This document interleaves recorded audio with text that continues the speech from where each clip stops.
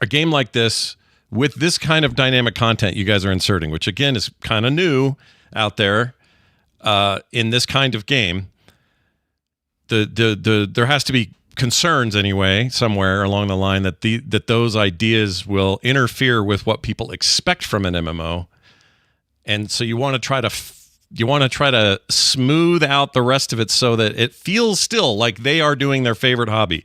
I love MMOs. I can't wait to play this new one. Let's get in there and play Ghost or whatever the final title is, and then have them at least feel comfortable enough to know that they're still playing what they love, but they're also doing some new stuff. This isn't a completely new genre to them. So I guess what I would ask, Graham, if from that point of view, do you have to do anything special along the way to just remember that, yeah, this is an MMO. We're not building the next, extraction shooter or whatever the heck it is, that these aspects are coming to the game that still needs to feel like these people have a town to go to. They need to grind on this and they have to do that. And blue zones are awesome, but they don't feel like they're completely out of nowhere. Yeah, absolutely. I mean, it's a really multifaceted problem. I think a big part of what will kind of help that MMO feeling is where is your permanent progression? Where is your investment? And to Greg's point of, initially we thought, what if you have a 10-hour blue zone or a 20-hour blue zone?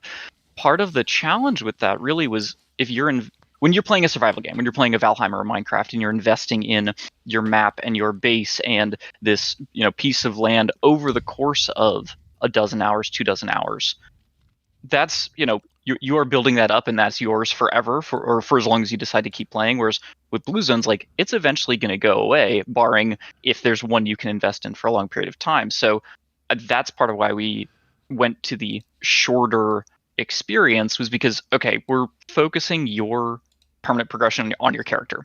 You're leveling up. Items you get come with you. We're experimenting right now with having a very clear distinction between what items are sort of locked to a blue zone, we call them shard bound, and what can you take with you. So your gear, you're never going to lose that. That is you put on a new helmet, you've got a new helmet, that is your character. That feels like your traditional MMO investment. But then, yeah, the wood and stone you collect, you aren't coming back and making a bank full of 10 billion stone to cover yourself forever. That is part of the kind of blue zone loop. But it is sort of, as we go and experiment with new systems, new ways of interacting, figuring out what feels like it should live just in this session and what feels like it should come with you. And the answer isn't always clear, but that's why we do